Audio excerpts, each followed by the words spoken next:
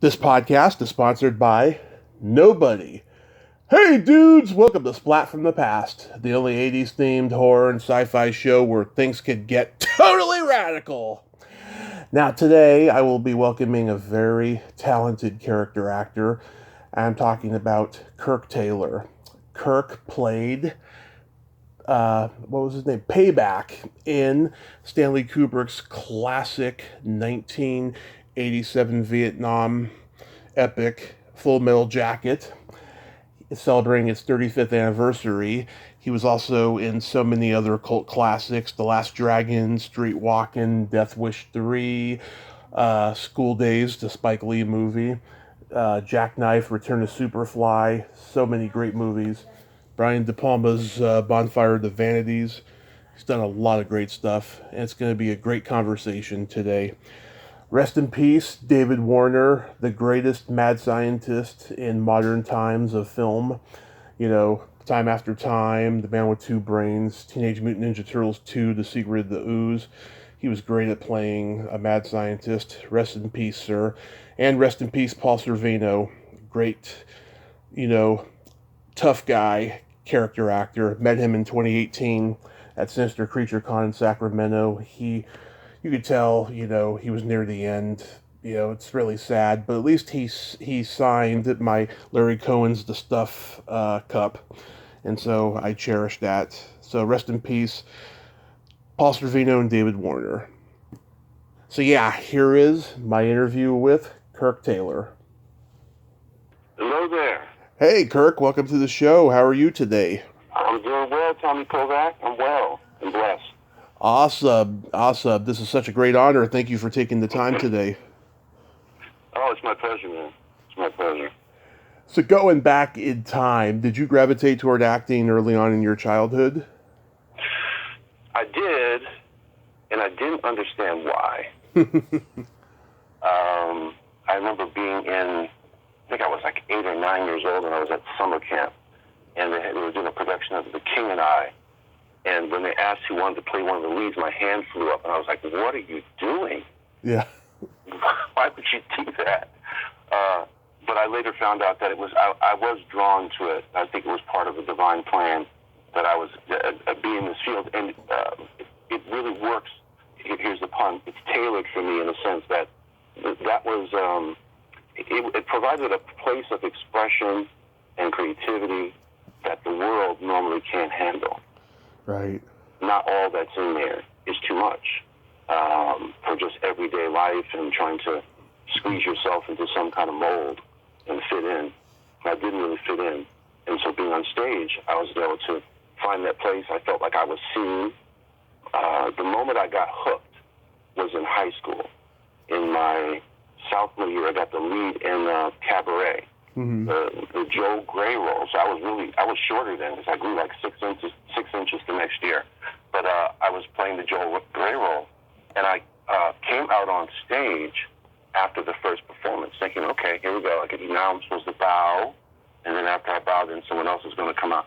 And I came out to bow, and the audience stood up on their feet, everybody, and was screaming and clapping. And I literally had tears almost rolling down my face. My eyes were full of tears because I didn't even know you could feel that way. I didn't anticipate that reaction, and I realized that no matter what, I was going to be on stage somewhere in some capacity to express the gifts that God has given me. Wow, and no better play to begin with than The King and I.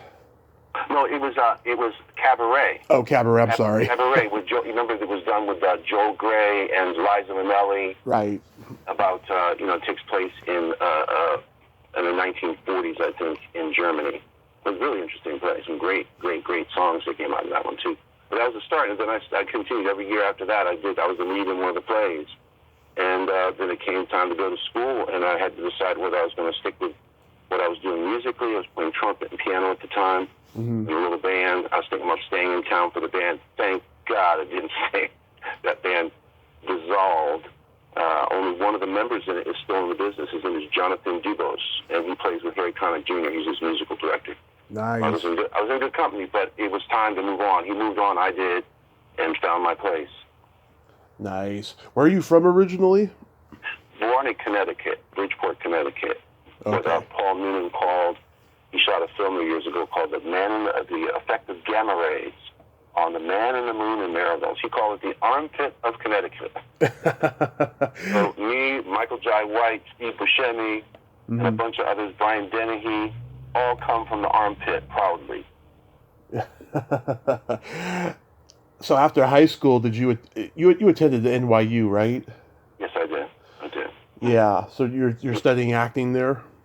I was, yeah, and it was such a wonderful time because I got to rub elbows and be connected with some of the greats, the greatest that we've ever had, really.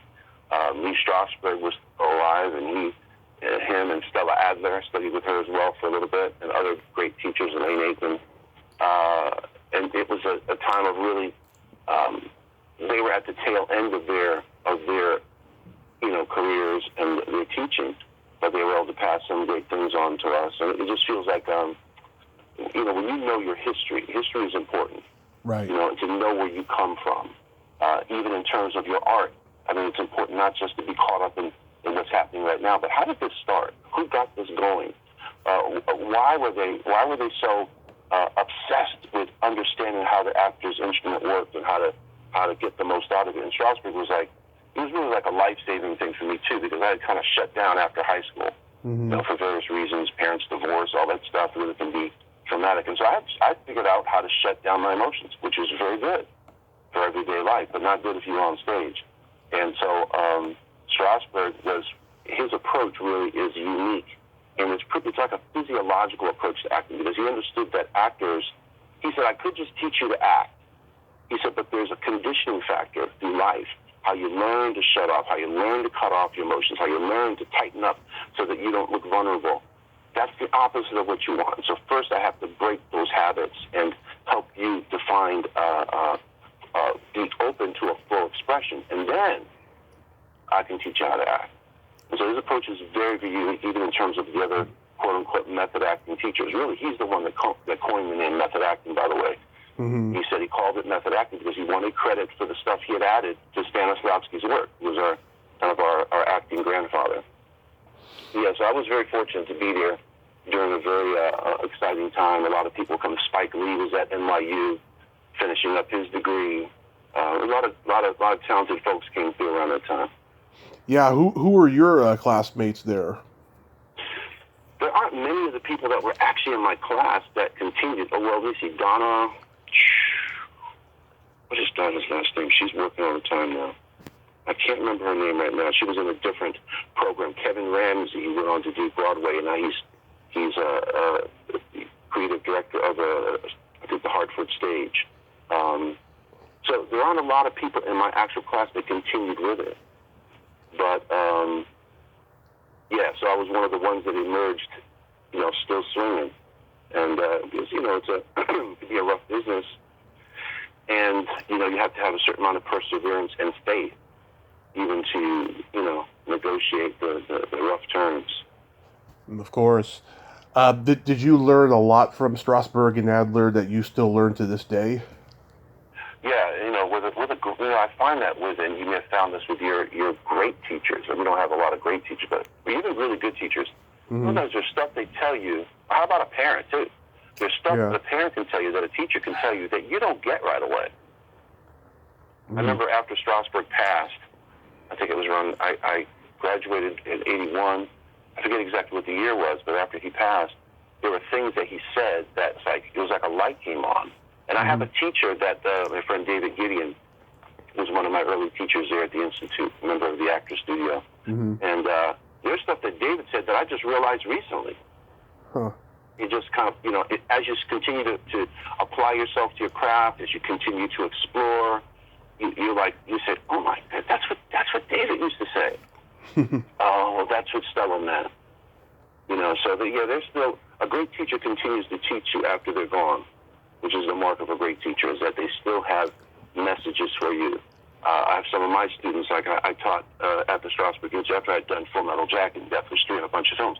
I went back to teach, and I had I had such great students. I had Chandra Wilson, who ended up going on to Grey's Anatomy. I had Jesse L. Martin, Who else? There are a bunch of them. Gary Dordan, who I got to pass that stuff on. Jose Zuniga, who works constantly see his face. Charles Malik Whitfield. These are all actors that I got to work with, and at least one of them told me specifically how that there are things that I said to them that would come back at a moment in a production, in a film, which is just wonderful to hear that. Because I was on them, really trying to impart as much as I possibly could, and it's like Karina Lombard. It's just wonderful to see them still doing it. Absolutely, and they also too. I think that people never run out of things to teach people, and when they die, it's always an unfortunate loss because they still have so much more to teach you. Yeah, they really do. If you're still growing and learning yourself, I mean, there are those people that stop growing and learning. And the thing I learned from reading about Elia Kazan, he was alive when I was alive, but I never met him. And Elia Kazan said that he always listened. There are some people that are threatened if you have an idea, directors and even teachers. He said, I learned to always listen. Because it could be something that I could learn there, something that I don't understand. And that's a very wise place to be. The first movie on your IMDb is The Cotton Club. Was that your first one? That was my first one with lines. I was doing little things back in there, and that was, Tommy, I stole that one. I stole that one like a thief. Oh, yeah. I was a special. They went through such a process with Coppola. He's amazing. Yeah. And he had trained everybody. I was trained as a bus boy. I was a bus boy in the film. Special ability. I waited as an actor. That's one of the things you can go to is waiting tables. Anyway, he put me in, and during one of the scenes with James Remar and Fred Gwynn, of course Eddie Munster's father. Fred Munster. Is it Fred Munster? Yeah, it's Fred Gwynn. He was Herman Munster. Herman Munster. Yeah. There's a big scene going on, and I had an idea that was insane, stupid. Get some champagne to serve. He played Dutch. James Remar played Dutch Schultz. To serve Dutch Schultz is like a celebration thing. And I went across the room and I was trying to grab a champagne bucket and some things, and the ADs came. Two of them grabbed me. What are you doing? I said, I was thinking that because it's such a special occasion, Dutch Schultz to get some champagne, compliments of the house. And they said, we don't pay you to think. We pay you to clean dishes off the table. Go back to one. And I was dejected. I said, I knew I should have done that. And as I'm going back, I look, and there's Coppola, like 100 feet maybe from me. And I was like, no, don't do that. No. And I found myself running toward him. And the AD saw me, ones that stopped me, and were trying to get there before me, and I got there first. Mr. Coppola. And he turned and looked at me. And I felt some instant regret, but I still continued on. I said, Mr. Coppola, shouldn't James Dutch Schultz get some champagne? Compliments of the house?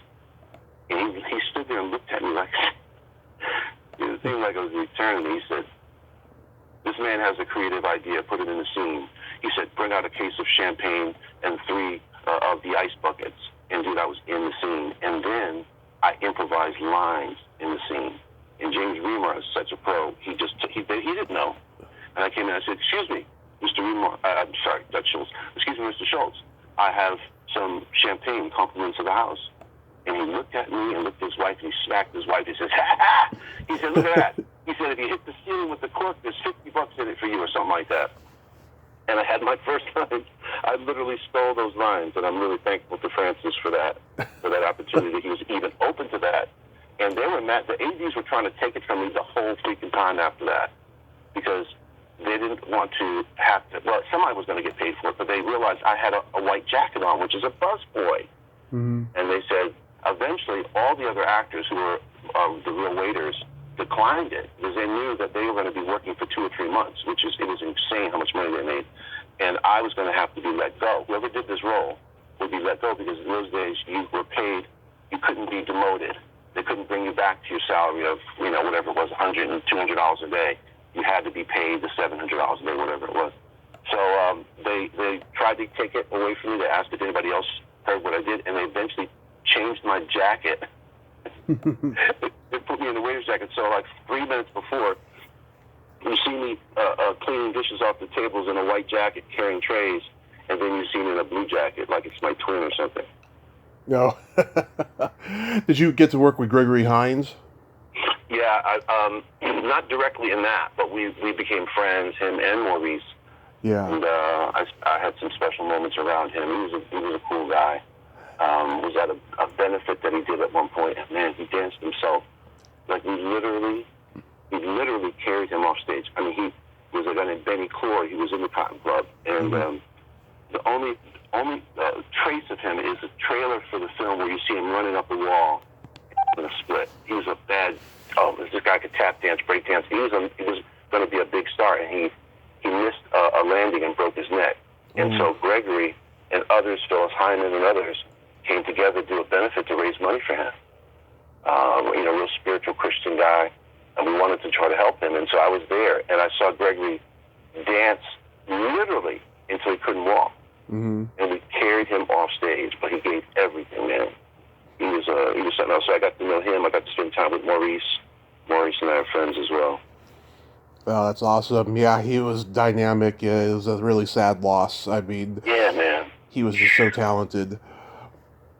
You're my second guest from The Last Dragon. I talked to Chris Murney a couple years ago. Okay. Yeah. Last Dragon. That was so much fun, man. That's a. You know what? It's considered a cult classic. It did not get the publicity and the push it needed. It's a great film, man. Yeah. Writing. I'm back in touch with Louis Spinosta, who's the writer. Mm-hmm. Love that guy. And Julius Carey, who played Shonuff, was just one of the loveliest guys, but so into character that he was having nightmares about fighting people. Like, this dude was into it. And Last Dragon was a very, very unique and special project. I got to use some of my, Tommy, I stole this one too. I forgot. I stole this one. And when I say steal, I know that God's hand was in it, but I had to be on my toes and ready to go and jump in and grab it, because I, again, was hired as a special ability extra, because I did martial arts. I had my brown belt in Shotokan karate, and I could act. I had trained. And so my habit was to always be near where the action was. So even if I wasn't in the scene, if I could be in the room, or I could be sitting nearby and listening to what Michael Schultz, great director, man, off the New York stages, see what Michael Schultz was saying. So I was sitting there, and a dude walked in who was supposed to be playing one of Shonuff's bodyguards, and this white cat. And he walked in, and Michael Schultz said, "Didn't I tell you not to shave?" He said, oh, but I had a commercial audition. He said, "Get rid of him." He said, "Who else can do it?" Like that quick, dude. He's gone. This dude had this nice little role. And Torrance, I think his name was, who was one of the coordinators, he looked around him. I was sitting right there. He looked around and says, "Oh, perfect, dude. He can do the martial arts and the acting. Boom. Get him a costume. Do this, do that." And next thing you know, I'm in the freaking Last Dragon. And I'm one of 3 characters of the bodyguards that actually have names. And they were given by Julius Carey, because we were sitting around with him, and he stayed in character. He was Shonuff, the Shogun of Harlem. And at one point he turned to us and he looked at Andre. He said, "You are the beast." And he turned to David Claudio. He says, "You're a cyclone." And he looked at me and I said, "How about me, man? How about me?" He said, "Crunch." So that's how I got my name. Julius Carey came up with it on the spot, and Michael Schultz liked it and kept it in the film. So I became Crunch after stealing that one too. Oh man, I met Ty Mack a few years ago at a convention. He's a great guy. Yes, yeah, talented guy too. It's a shame he didn't. There's all kinds of theories and notions of why they had a Last Dragon 2. It would have been huge. Mm-hmm. And there's rumors about this and that, but whatever it is, it didn't happen. And it was unfortunately a missed opportunity, because he did have something special in that film for sure. And Michael Schultz was able to get power of a great director and got a great performance out of this kid. And Vanity was gorgeous. Oh my gosh, yeah. She had everybody being stars on set. Oh yeah, she was something else. Did you get to see the Motown Legends that Barry Gordy would bring to the set? Motown Legends. No, I don't think of the actual folks from the Motown era. Oh yeah, that's the story I've always heard, that he would bring like Smokey Robinson or somebody to the set of the movie. You know what? I never got to meet any of those folks. I was they kept us pretty busy. I was working almost every day. No, I didn't get to. I met Smokey later. At least I rubbed elbows with him a little bit. He went to a church I went to, and him and Kim Fields and other folks.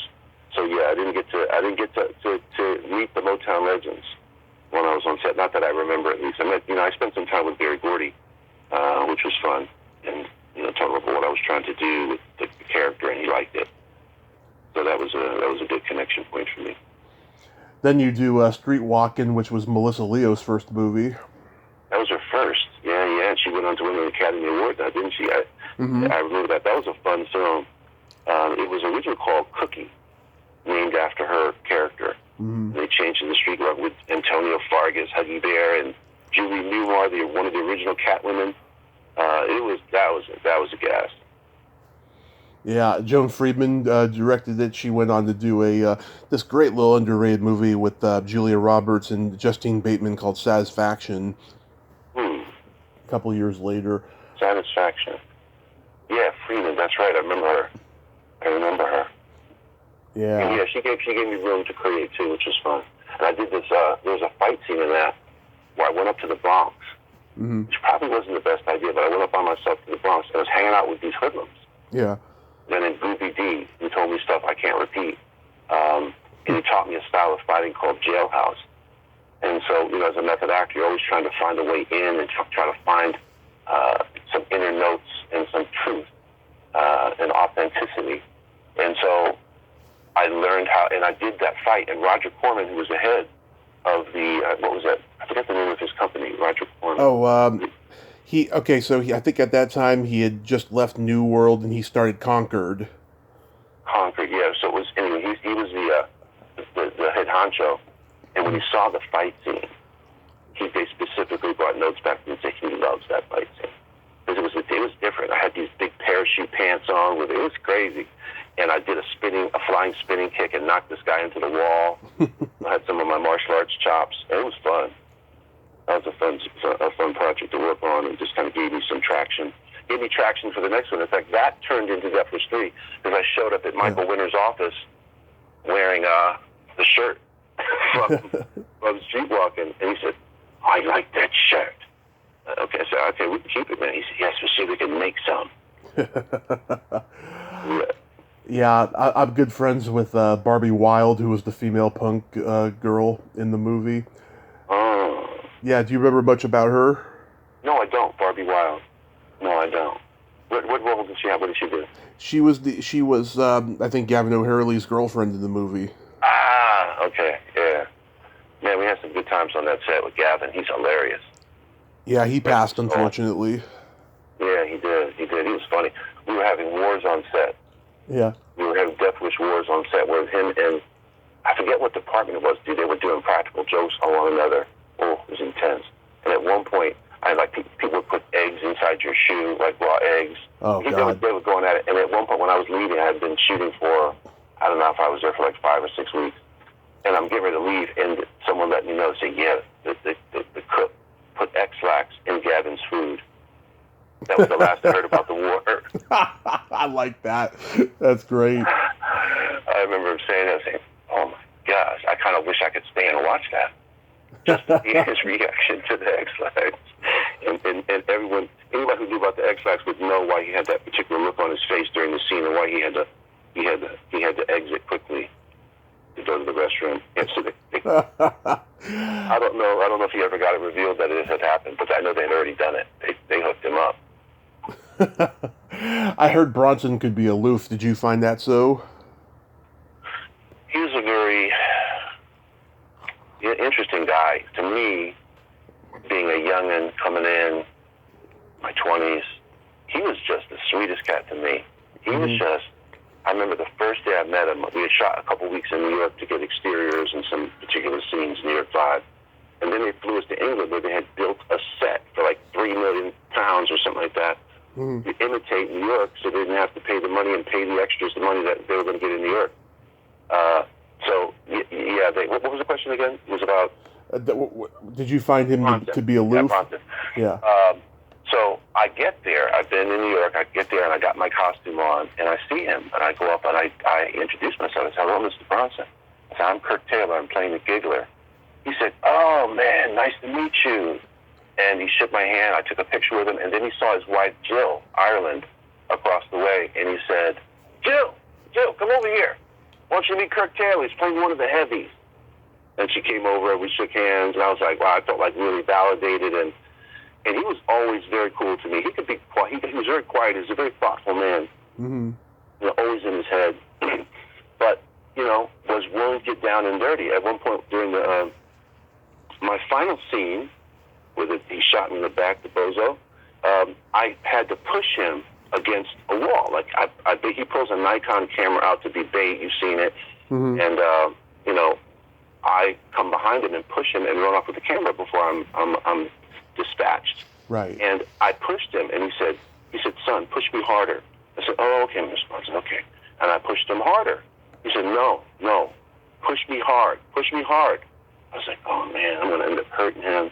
It's going to be in the newspapers. Okay, I'm going to do it. And I really pushed him hard. And he bounced against the fence and then pulled out that new 475 Magnum pistol that he had under his coat. It took like a minute to get out of his coat because of how long the barrel was. And that was the end of the Giggler. So how do you get cast as Payback in Full Metal Jacket? Okay, so Tommy, I'm seeing a theme that I never saw before. Mm-hmm. I stole that one. God, you steal everything. with God's help, right? Yeah. You can't work all the details out. You have to be in the right place at the right time, and that's kind of beyond you. It ends up falling into place, and you look up like, whoa. And so, I've had that with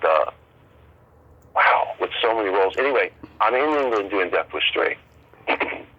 Mm-hmm. And I hear that Stanley Kubrick is casting Full Metal Jacket, which is impossible, because he was casting that 2 years before. Mm-hmm. And I'd sent a tape in, so I knew it wasn't right. But then I found out someone said, no, he's still casting. I said, it's been 2 years. He said, still casting. So I called up. I got the number of the production company, and I called up, and I did a British accent, my best at the time. I said, excuse me, we have an actor here from New York. His name is Kirk Taylor. And we think that Mr. Kubrick would love him. Mr. Bronson loves him as well. We'd like to send him over. And they said, sure, send him over. We can make an appointment for tomorrow. And I got the appointment. And so I have an audition with Stanley Kubrick, right? Yeah. I'm tripping out. I show up there. He's not there. It's his right-hand man, Leon Vitale, who started with him back in Barry Lyndon. He's just a great help to Stanley. A wonderful guy. And he's there, and he says, we're going to put you on tape, Mr. Kubrick. And I have you read something. I said, okay. I said, can I tell Mr. Kubrick a story? They said, yeah, go ahead. I said, hey, Mr. Kubrick. I said, it was show and tell in little Johnny's school, and it was his turn to show and tell about his family. And he said, little Johnny, please tell us about your family. And little Johnny said, yeah. Well, I had a brother that went to Vietnam and got shot in the ass. She said, oh, Johnny, please, we don't speak that way. Say rectum. And rectum shit, it killed him. So that's the joke I told Kubrick. Rectum shit, it killed him, and he loved it. And then sent me sides back in, these are the early days, I didn't even know what a fax was. He said he's going to send you a facsimile. Mm-hmm. I said, what is that? He said, they send it over the wire. And they sent me these pages, and I actually had a different role. I had the Dorian Harewood's role for a while, and the number 4, and I had that taken away at the last second, literally, because Stanley said that after reading the script, this is a quote, that you are not black enough for this role. I was like, what? He said, we got these references to Jungle Bunny, Spear Chucker, Jigaboo, all these derogatory things. And I said, wait. The character, his nickname is Alice. He's from New Orleans. Mm-hmm. He's Creole. I said, I get arrested for Creole all day long. I said, and his favorite song is Alice's Restaurant. And they said, yeah, we know. but Stanley's he's changed his mind. And a little while later, I started my prayer campaign and calling everybody in British Equity, all the folks in London. Yeah. And he called back and said, Leon called back and says, Kirk, don't misunderstand. He said, Stanley loved your performance. You're one of like 2 guys he selected from tapes. He said it just for that role. He said, but he wants to offer you a different role, Sergeant Payback. And so that's how I got Sergeant Payback. And went and spent, supposed to be a 2-week weather cover. Mm-hmm. And because it's raining all the time in England. And another fortunate thing that happened, it didn't rain for 3.5 months. Wow. In England. Even they said this is the driest period we've had in maybe 25 years. And so that was my God wink there, I guess you would call it, because I stayed there, worked, and was around him and hanging around him. Got to change lines. He gave me some freedom to improvise a teeny bit. And he was very, very supportive of me. He gave me my own card. I got my own card first on that, my name card at the end of the film. So that was a great honor to work with Kubrick.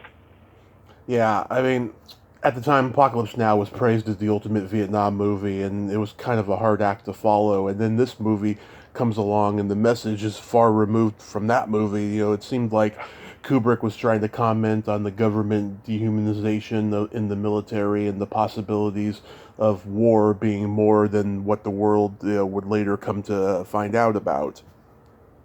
Yeah, and about how we send our children to war. Yeah.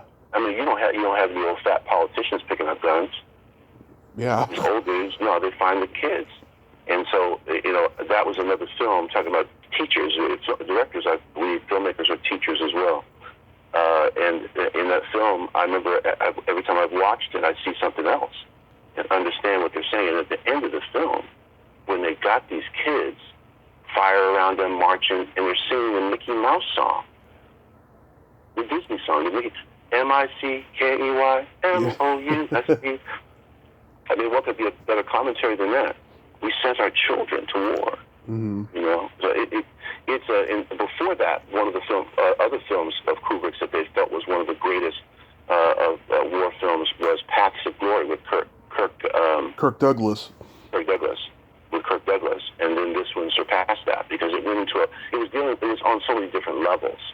It was so many different levels that he was making commentary on. He was a brilliant cat, and I got to interview, 8 to 10 vets, to the point where, talking about the method and trying to find a way in and trying to understand and find a way to connect it to you. Man, I started having nightmares. I started having nightmares after interviews with these guys. Because I asked Pat Nicolosi, who was one of the arms experts, he's still doing it, but he was in Vietnam. And I asked Pat, I said, what was the hardest thing about Vietnam? He said, burying children. What? He said, well, there were a lot of kids that were maimed and orphaned and stuff and injured. He said, so the guys put together their money. It didn't take us that much. And we opened like a little kind of orphanage hospital for these kids. I said, oh, that's cool. He said, yeah. He said, but the Viet Cong found out about it and went, and they didn't just kill the kids and the doctors and all the staff. They mutilated them. They mutilated these people. He says, and that was usually a tactic to get you to come after them. And they would set a trap for you. But we were so upset, we didn't care. And Tommy, they found them. Mm-hmm. They didn't kill them right away. They buried them up to their necks at an anthill, those killer ants that they have there. And then they said they opened up a pineapple K rations and smeared it in their nose, on their face, and their mouths, and sat there and watched these guys get eaten alive. So I heard that story, and I remember having dreams about some of those things, and realized I found a way in. Sometimes you pay a little price for that, but I learned something and understood from the inside about what it was like, and it helped me. I think it helped inform my performance. My God, yeah. I mean, you do have a great performance in the film, but God, that is profound. The production was nearly 2 years, right? I was there for almost 4 months, and Matthew Modine showed up, him and his wife, Carrie. She got pregnant while they were there, and by the time they left, the kid was 2 years old. Oh yeah, I heard him say that. Yeah, he got married, he got married, and his wife got pregnant, and then the kid turned 1 year the last day of production. Was it one? I thought it was two. Maybe two. Because like the 9 months of the gestation and stuff. Yeah. So right, he was still in the shoot. So yeah, it was 2 years total. But the kid was right. The kid was one. It was about 2 years total that he was there. And they had accidents like Lee Ermey, who played. I love Lee Ermey. That was one of my favorite commercials. But Lee was wonderful in that, and he of course was a real drill sergeant, just hired as to give his notes. Consultant. And you probably heard the story where Dan said, "Can you give me some like just real type of stuff that you would say to these guys?" And he went on for 45 minutes, coming up with every kind of insult and every kind of, and they loved him. And he had escaped Vietnam pretty much unscathed, and on his Full Metal Jacket, he broke his ribs. They gave him some kind of medication. His teeth cracked. I mean, he was in the hospital for periods of time during Full Metal Jacket, which of course is going to delay things. But listen, Kubrick was not going to be limited in terms of what he could spend. He had an editing bay, I think, in his house. Mm-hmm. So he was set up for the long haul. And at the end of the production, one of the guys, I think it was Neil Metallic or Matt Modine, came up and said, "Stanley wants to work with you on something on his next one, on something big." I said, "Something big? What did he say? What is this, like $150 million or something crazy?" He said, No, a bigger role for you. I said, "Oh, okay." And he didn't do another film for like 7 years. Yeah. It took 7 years, and it was eyes wide shut, and I wasn't in contact with him. I was in contact with him for like 2 or 3 years after I left. I would call and just say hello and see how he's doing. And so never got to do that next big role, but it's coming. Wow. Yeah, and Vincent D'Onofrio is so transcendent in the role of Pyle. I mean, he became that guy.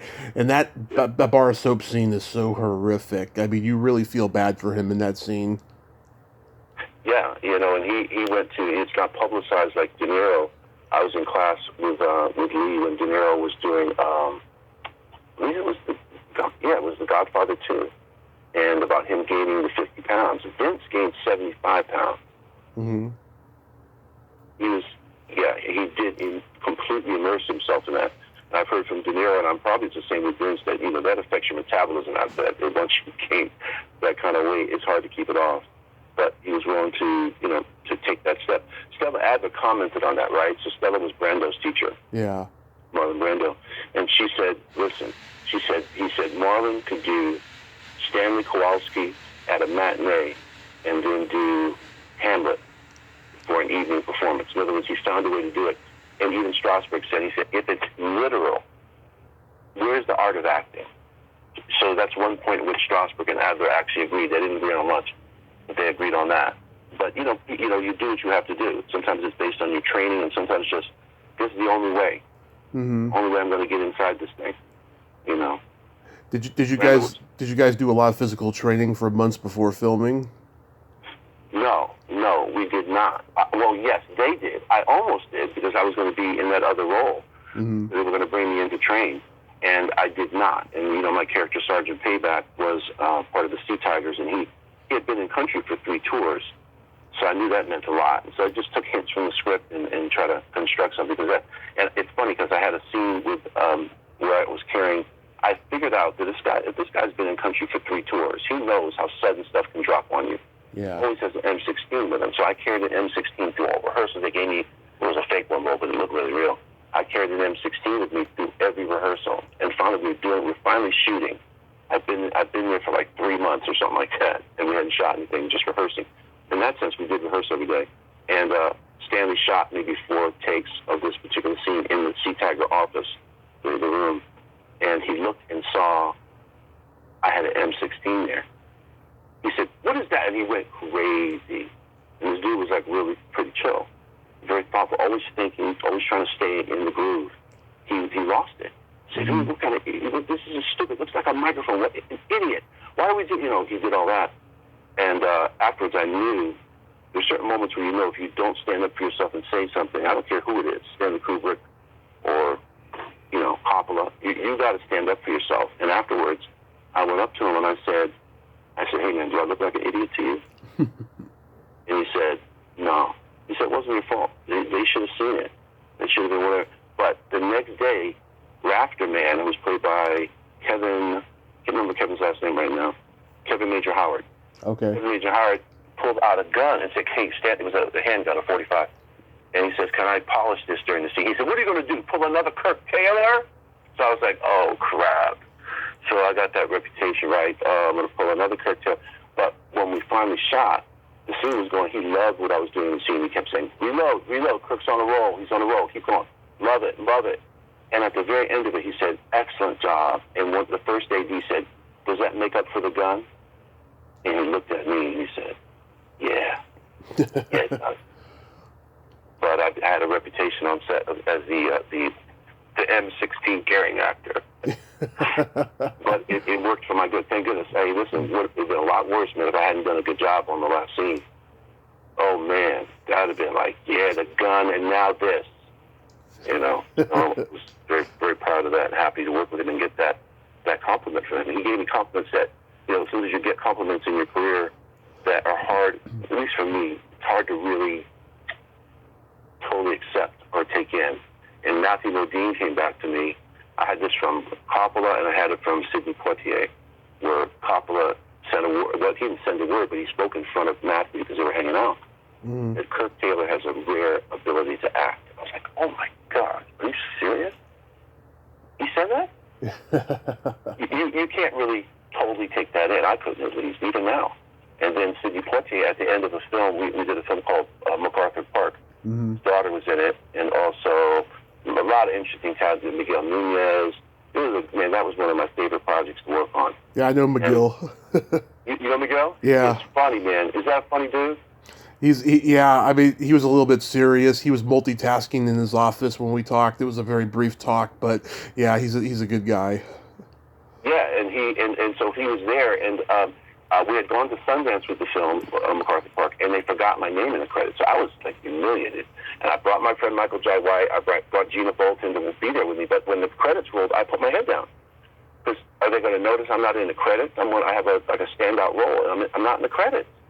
And so no one seemed to notice, really. And I got up, kind of embarrassed, and just trying to collect myself and went outside. And I look over, and I see Sidney Poitier moving through the crowd.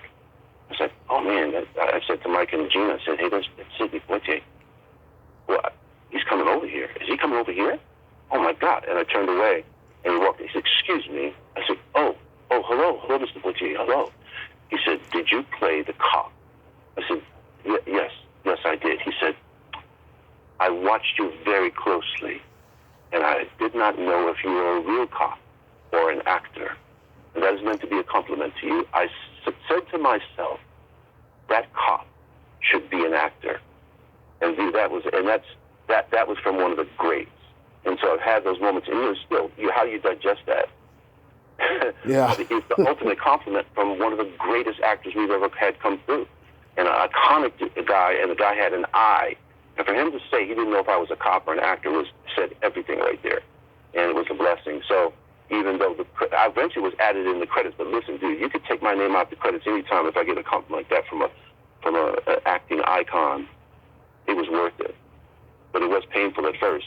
You auditioned constantly, right? One of the reasons I almost couldn't make this meeting today because I had an audition for a TV show. Really a great audition. And so you never know when you're going to get stuff. So you're auditioning, then you get a callback. So, oh my gosh, I got a callback. You get another callback. Oh, I got another callback. You get the role, and then you either get cut out of the film, which I've had happen on Spike Lee's Do the Right Thing. I got completely cut out. I had a great great scene with Wesley Snipes. And so in this one, it was just like I actually made it. I'm in the film, and I watched myself, and it was like I felt, as soon as you watch yourself and you're critical, right? But I watched that and said, I believe that dude. I believe that it's me, but I believe that guy's a cop. And then to find out you're not in the credits was pretty crushing because you made it that far. And now I'm not going to get credit. I didn't get credit in Cotton Club too, by the way, which was heartbreaking. But at the screening that I went to, we walked out, and I literally was a kid. I was in my 20s. I had to wipe tears away because I was like, oh my gosh, they forgot my name again. It was the first time they forgot my name. And I Yeah. walked out in the lobby of the theater. This young girl said, "Hey, did you play the waiter?" Man, I lit up like a Christmas tree. I said, yes, I did. You did a great job. So I've always had those little moments, those little, I like to call them God winks, where, you realize there's something else afoot, put it that way. Yeah. Here's a movie I'm sure you never get asked about. It was a boxing movie called Heart. Oh, my goodness, yeah. Brad, Brad. What was that guy's name that played the lead in that? Brad Davis. Brad Davis. Yeah, and no one's ever even asked me about that. I never saw the film, Tommy. I've seen it. I mean, there's better boxing movies, obviously, like Rocky and so forth, but it's a good movie. Yeah, and and he was very pleasant to be around. And I remember I went again. Our reputation for trying to to train and get inside of something, right? Mm-hmm. I went to Gleason's gym Mm-hmm. and started training. I don't even have did I? How many lines did I have in that? I don't remember what I said. Oh yeah, I had a couple lines if they kept the lines in, but I trained and could get in the ring and do a little something. So that it looked authentic. I knew how to throw the hook. I knew an uppercut. I knew what I needed to do. And I remember the director did like a track where he was having me watch Brad fighting. Right. And I remember I was just improvising lines, this. And finally, I quoted one. And I saw the director hold his face and not laugh because there was at the time in New York there's an audio guy named Crazy Eddie, and Mm-hmm. Crazy Eddie had he was like the one of the modern players. What are some of the big ones now?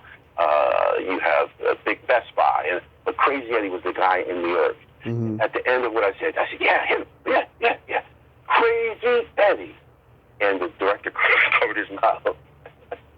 And I don't know if they kept it or not, but that was a fun project to work on. More just because of getting a chance to train, and that's one of the blessings of being in this field is you end up learning so many different things and taking less risks than the people that actually do it full time. Mm-hmm. Because boxing's a hazardous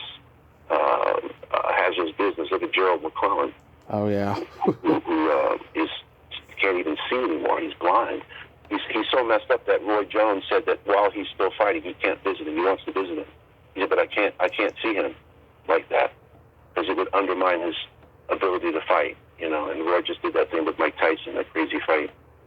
But so so you don't have to take the same risks as they do, but you take some risks.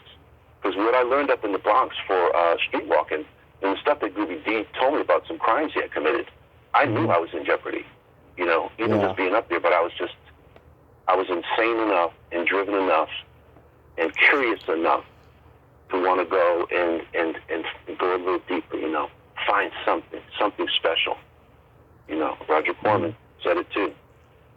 He liked that fight. How was working with Spike on School Daze? Man, it was so much fun. He was a clever dude, and he would spend a lot of time casting. Realized he liked improvising, and once he hired you, especially on this film where he had his hands full, he was directing, and he was playing half pint. He let you go, and if you didn't like it, he would say no. But a lot of times he let you improvise. In fact, it was so long. I think we had a 2-hour rough cut on School Daze. Wow. It was long, but it was just a wonderful experience. I remember after I was doing a play at the Negro Ensemble Company. That's where everybody came. Sam Jackson, Denzel. That's where Michael Schultz, the director of The Last Dragon, came through. And I was doing a play, and they saw me in the play, and brought me into the film. And it was wonderful. I remember when they told me, he said, "Kirk, you got one of the leads." I said, "Well, I'd like a supporting lead." I said, "Wow." He said, "There's only one problem."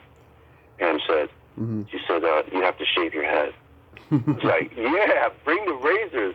I threw my Coleman brush away that year, and then just literally showed up with a fedora that I put on after they cut us.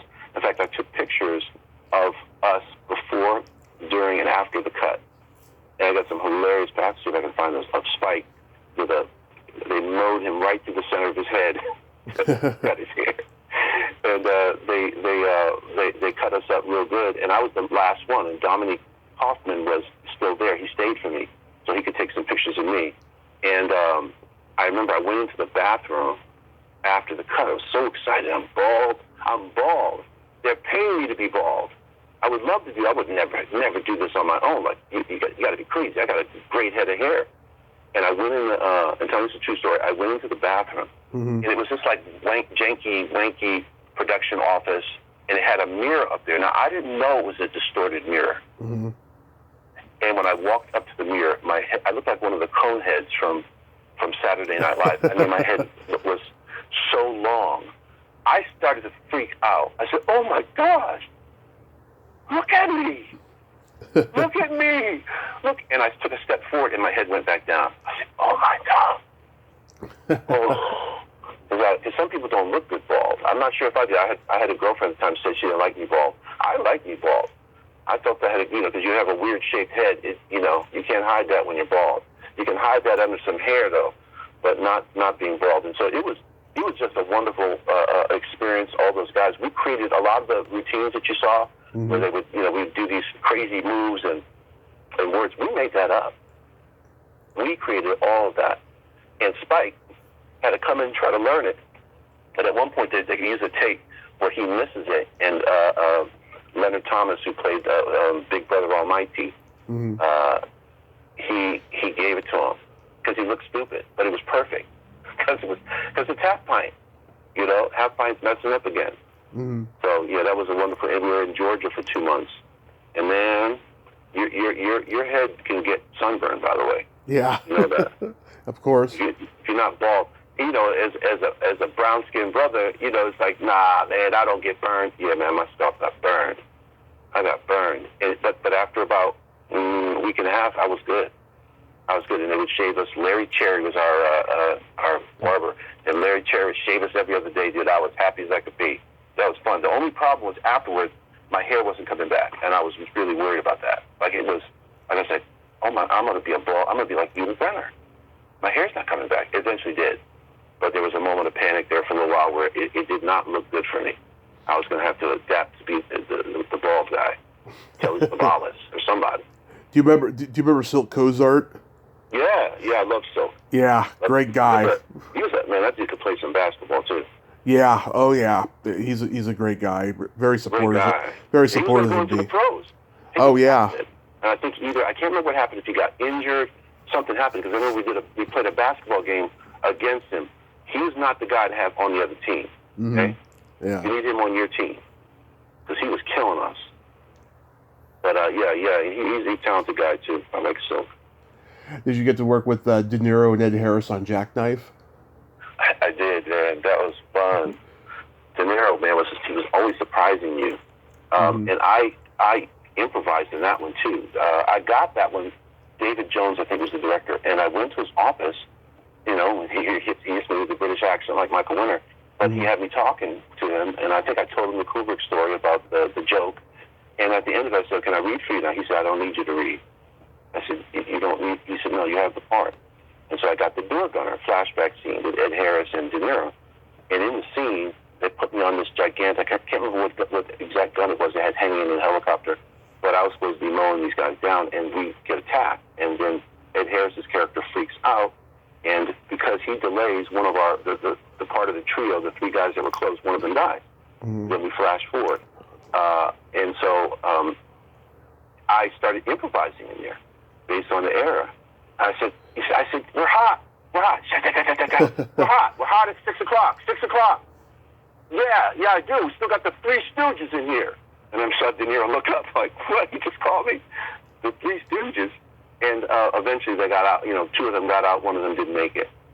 But that was a great experience. It's just a quick scene. I don't think there's much of it left in the actual film. But it was fun. And that gun was kicking. It was like a 50 cal. I don't even know what it was. I don't remember anymore. But it was the gun that they would have as a door gunner on that. And I remember that De Niro and I started kind of getting, vibing each other. It was a good vibe. And I remember one time he snuck up on me. Yeah. I don't think he did it on purpose, but maybe he did. But dude, he came up behind me so silent and smacked me in the shoulder, and I almost jumped out of my uniform.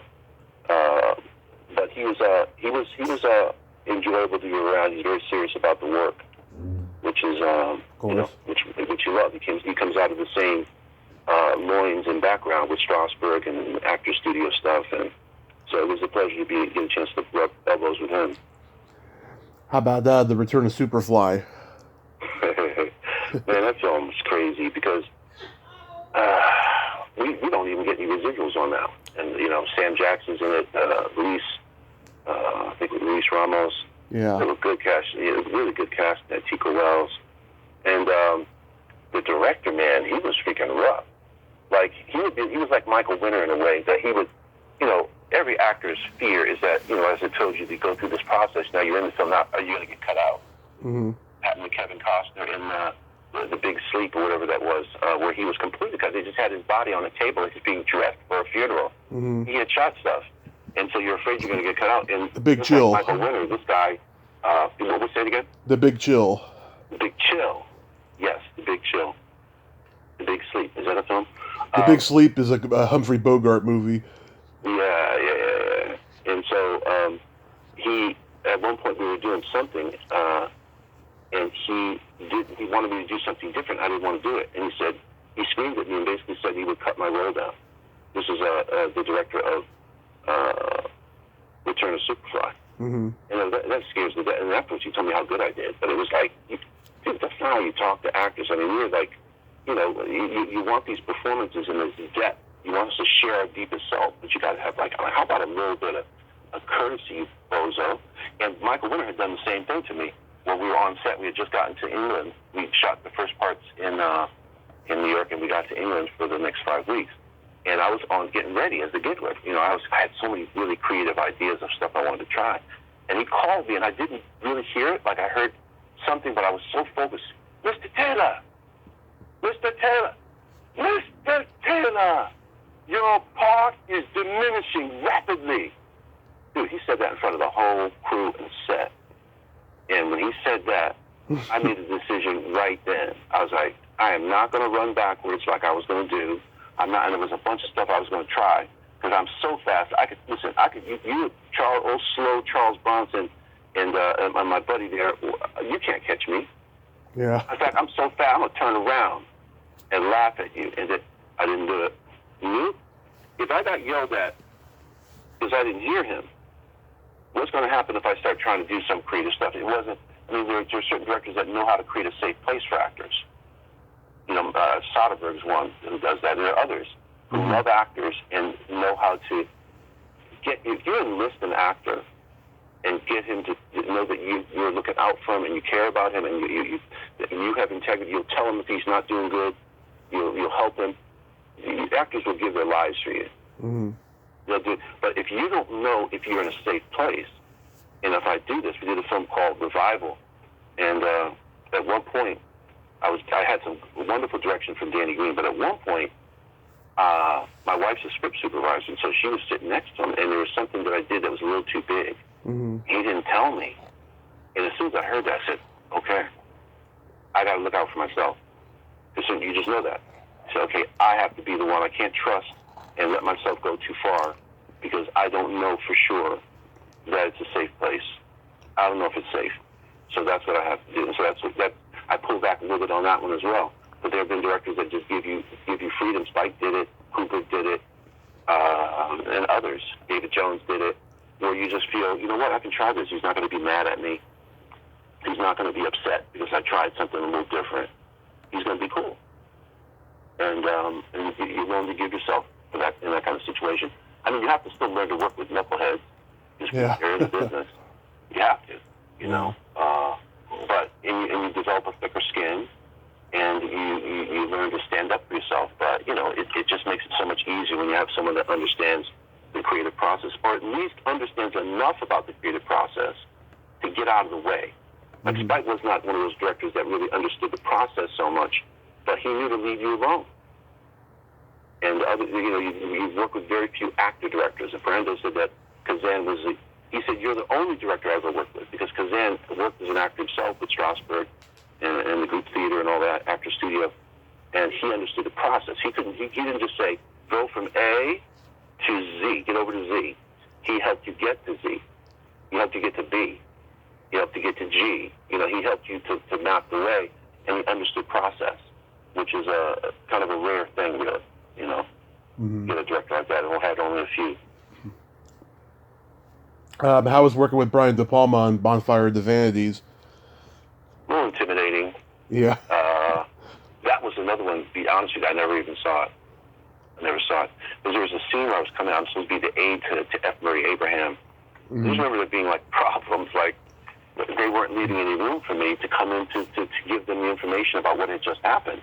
And finally, F. Murray Abraham said, hey, what do you need? What do you need? I said, man, I just need a little space to get in here to be able to give you this information. Yeah. He gave it to me. So it was one of those little quick things where I had like a couple lines here or there. But yeah, it was a fun experience. It wasn't my favorite, but it was anytime you get you train for this and you get to be on set, man, it's like, it's beautiful. So how bad could it be? Yeah. But it wasn't my favorite experience. I felt they were 2 seconds away from saying, get rid of this guy. Yeah. Why does he want space to come in here? Yeah, because I got to say my line. How about you give me some space? I got 2 lines. Let me say them. Do you mostly teach these days? I have been coaching a little bit, so, but not really teaching. I was doing some. There's a organization that got me out of kind of out of retirement for teaching called YWAM, which is Youth with a Mission. Mm-hmm. They have bases literally all over the world, and they brought me out to Hawaii to teach an acting intensive where I taught for, I think I did like 5 days, dude, and every day I did 8 to 10 hours to imitate what would happen if you were in class with me for 6 months to a year. So it was very fast, but it was very effective. And then they started inviting me back, and so I spent time in Kona. At one point, my wife and I taught a very unusual class where it was script supervising and acting together, teaching together, and about how they work in terms on set. We came up with a great program. And then I went to Norway and did it. And then I just if somebody needs help, I'll coach them, but haven't been really actively in class. Mm-hmm. At least on a steady basis. I still love to do it. I'm good. I love actors, and so I'm able to. And my wife is on the show CSI right now. It just started yesterday. Well, she started yesterday. Nice. On season 2, and she's moving into directing herself, which is a natural progression for a scriptie. And she has said to me constantly, you're so good with actors. You direct. I said, well, I actually have directed, but more stage. I directed on stage, and I do know how to talk to actors. And so that's something that I'm going to be moving into, doing some directing. Oh, that's awesome. Yeah. Do a short film and then take it from there. That's awesome. Do you get satisfaction teaching that you don't get when you're actually acting? Yeah, teaching and directing. It's because, I don't know, the pressure's off. Because, ultimately, who's going to be on stage? Mm-hmm. Not me. It's on you. And so teaching was great, especially when you could see the light come on. And someone understood. There was one kid, Gino, who I had in class for a while. And there's an exercise you can do if you feel the actor's not really able to get the privacy you need. Because we call it being private in public, which is hard. It's hard to be private in private. Yeah. And Gino, I put him in an exercise called, I don't remember the name of the exercise, a private moment. Put him in a private moment exercise, and he stayed in there for a long time. And at a certain point, he says, I get it. And the light bulb came on. And so I've had those experiences. It's been very, very, very satisfying. And then I got to direct. There was an actor teacher named Jeffrey Horn. He was introduced in Bridge on the River Kwai. Yep. Way back then. I tried to get him recently, but he's too busy, he said. Oh, he's a wonderful. We co-directed something together. And this is my first experience with this sensation as a director that I had as a teacher. Like, it was even better. Where he had, we had like an all-star cast, man. Ken Marino and Chandra Wilson and who were the other people? There was so many wonderful actors that he was working on these scenes. Mm-hmm. And he said, Kirk, can you take it and put it into a production? It's like, yeah. And so we called it Scenes a la carte.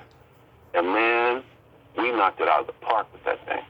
It was wonderful. And I remember the feeling of having done your work, and then you get to watch. You don't have to be in front of everybody. and it was a certain peace with that, a joy, enthusiasm to see them doing it. Yeah, it was a great experience. I get some of that with teaching as well. Nice. Teaching is more like you're a little bit more hands-on because you're still the style I teach in where you'll have the actors say, no, don't look at me, stay in the scene, listen to me from the outside, consider this, consider that, and so I'm more involved. When you're directing, once it starts, you may want. I had a directing teacher or acting teacher who directed, and she would be sitting in the front row of the theater at the actor's studio as the actors were doing their scene, and she'd be moving her arms around and making faces. I didn't want to be that person. Yeah. That was totally annoying. She was very talented, though. She was good. Barbara Poitier. Mm-hmm. Sidney Poitier's cousin. Yep. Yeah. So there is a satisfaction that you get, a different type of satisfaction from teaching and from directing that you don't get the same from acting. But, acting is still a great high. Do you have any upcoming projects you'd like to mention? Just writing projects and music projects. I just went in for an audition. Auditioning a lot lately, and I had an audition. It's funny. You just need to be using the gift, right? Right. Like sometimes, if you stop doing anything. I remember we did a show, 10 shows. We were doing 10 shows, 8 shows a week. A traveling Broadway show. We did 5 guys in the mo. And then you would be off one day. On Mondays, you were dark on Mondays, and Tuesday, you were a little off. It was weird. All the guys knew it because your body was like, okay, now I can relax, and now you got to get back up. And so, auditioning a lot lately. I went in for something for 911. We'll see if when this thing plays, I call you and say, hey, I got it. But a great scene with Angela Bassett, and it went really well. And it's a complex character too. Really, a guy who's, I can't say anything more about it, but yeah, complex character. And so I've been auditioning. So I assume I'm going to be booking something. In the meantime, I write music. I've been writing for a while. I've gotten a couple songs placed, and I want to concentrate on doing what I could do. Is all of us actors will tell you they got to find a side hustle, or at least something else that takes you from being a nutcase about acting and that you're not working, or Tony Bennett did it with music, where Duke Ellington told him, paint. Yeah, man, do both. He said, do both? He said, yes. It will keep you from going crazy. Mm-hmm. And so with the music, got some really strong compositions, and let me try to get in place. Got a little studio. I'm trying to figure out how to use this, how to really use this Logic program that I have. So it's mostly that, and then finishing the script to direct and auditioning. So I'm staying busy. Sometimes it's funny because you get into stuff and you almost hope the auditions don't come during a certain period because you're so busy. Mm-hmm. It doesn't work that way. The auditions will come at the most inopportune times. Oh, yeah. So, yeah. And if people want to stay in touch, I'm at Instagram and Twitter. I don't use it too much, but I am Kirk Taylor. I have a website, KirkTaylorOfficial.com. So if people want to stay in touch and see what's going on, I post on there. I'm not really great with it.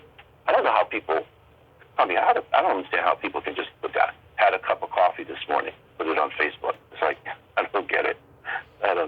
Yeah, it's become a weird phenomenon, and yeah. I don't see any signs of it stopping. Are you active on social media? Oh, very active. Well, yeah, you're good. That's right. If I send a message to you, I don't even know how you get it so quick. On Facebook, boom, I get a message where I say, dude, this dude must sleep with his phone next to him. Not asleep with his phone in his bed. It's very funny because I've been getting a lot of notifications like delayed lately, like they come like maybe a minute after they've been sent. It's really weird, and that never used to happen. I used to just get it like real instantly. I don't know what it is. I think it's because Facebook's changing, keeps changing all the time, and the speed is delivering at a much slower rate now.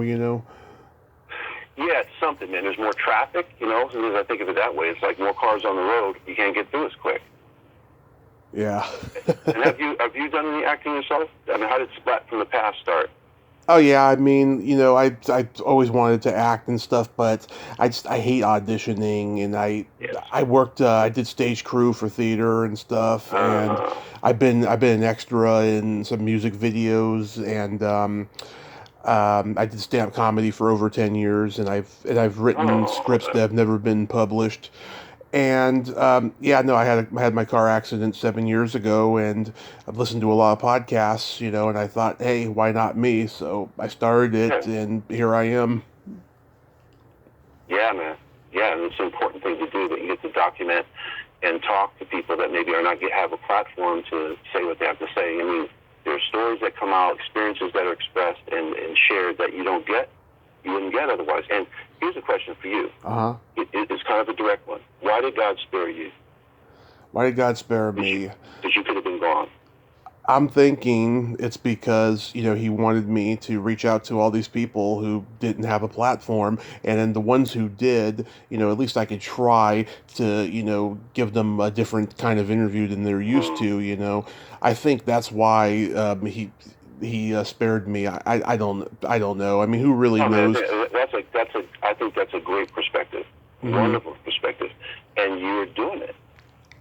You only go with what you know, right? I mean, you go by faith. Yeah. Go with what you know, and then if there's a change, like I said about all these winks I've gotten, these God winks, where I'll be shifted. In fact, when I did one of the last big films I did a film called Revival. That's another story. That was a big role. Yeah. With Simon Peter in that, but it was a lot. We had problems on set you wouldn't even believe. But the film before that was a film. I got into a point, Tommy, where I was like, am I supposed to even still be doing this? I bet you've had that question. Like, yeah. What am I doing? Like, I felt like God said, come to California for your film and television career. It was clear. But I'm not working, and my wife was working more, and she had money coming in, so we were going to be okay. But I remember one morning I got a true story. Mm-hmm. I said, Michelle, I don't even know I'm supposed to do this anymore. I'm not working enough to justify this anymore. And I just, would you pray with me, please? That if it's God's will for me to stay in the film and entertainment business, film business, that He will show me. He'll do it. It will be clear. And she said, sure. And she prayed for me. And Tommy, she got out of bed. We weren't even out of bed yet. I started to step out of bed on my phone, right? Yeah. And I picked it up. It says, hi, Kirk. I think I was with Central Artists. So-and-so with Central Artists. Kirk, we just received a call from a major motion picture. We want to know your availability on Friday.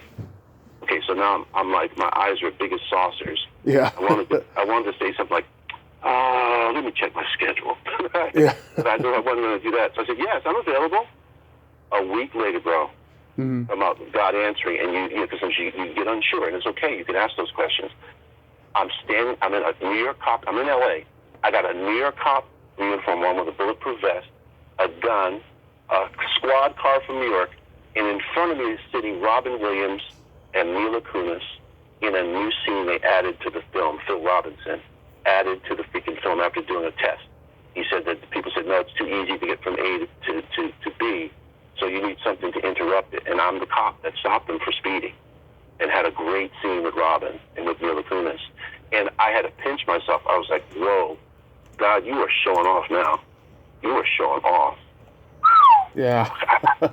Oh my gosh! If I ever had any, what am I going to say now? Unless He gives me another nudge and says, "No, move in this direction," or whatever. I cannot turn away from it. This is something that I'm supposed to do, and I believe that that's what you're saying too. This is something you're supposed to do, and if there's a change, if there's something you're supposed to add or subtract, you'll know. Just keep asking the questions. It's okay to ask the questions. That's the bottom line. It's right. Okay to ask. Why, with the whys, God can handle it. I look at the Psalms a lot, right? I have Jewish and Christian background, or ancestry, I should say, deep roots.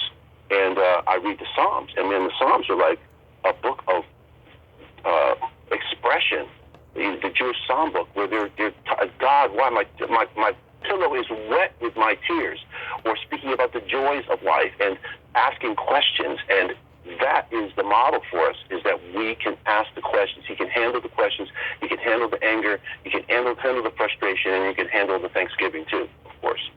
So I'm glad you're doing what you're doing, and that you turned something that was a dreadful situation into something that's helping people, and also gives you direction and purpose. So that's wonderful, man. Yeah, nobody knows what their destiny is going to be. No. Everyone likes to plan their destiny. Of course, it's a cliche. You want to make God laugh. Tell him your plan, type of thing. It's Yeah, just, yeah, yeah. it's been just so profound. Yeah, and get to talk to people. I admire and grew up idolizing, and in some cases get to have relationships with them afterwards. It's been just surreal. Every day I pinch myself. Yeah, and dude, I just to tell you, transparency, I prayed for you today.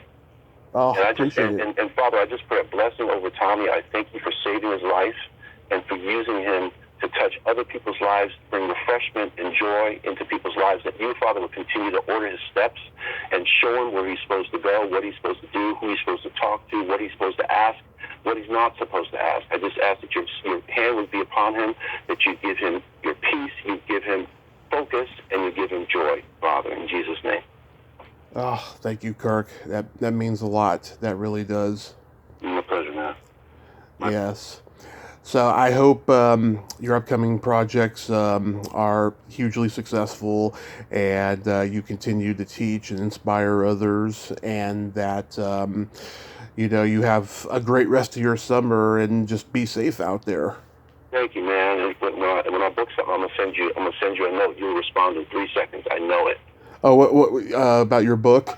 I don't know. I said Oh, if I book something, when I book one of these next roles, gotcha. I really believe I'm going to be on a series for for 3 years. But that's at least what's been in my spirit.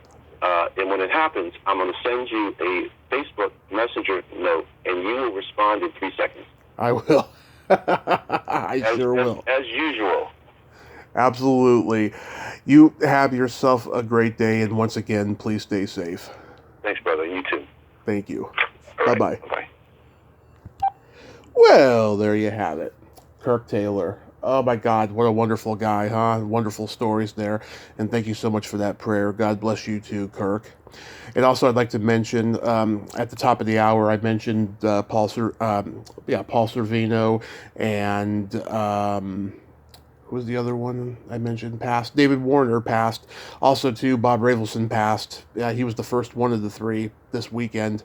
That guy was a counterculture legend, directed episodes of The Monkees, Five Easy Pieces, The King of Marvin Gardens. It's a sad loss. I thought about reaching out to him about a year ago or so, but it never came to pass. So rest in peace, Bob Rafelson. Until next time, this is Tommy Throwback Kovac saying there's no shame in living in the past because the present sucks. Later, dudes.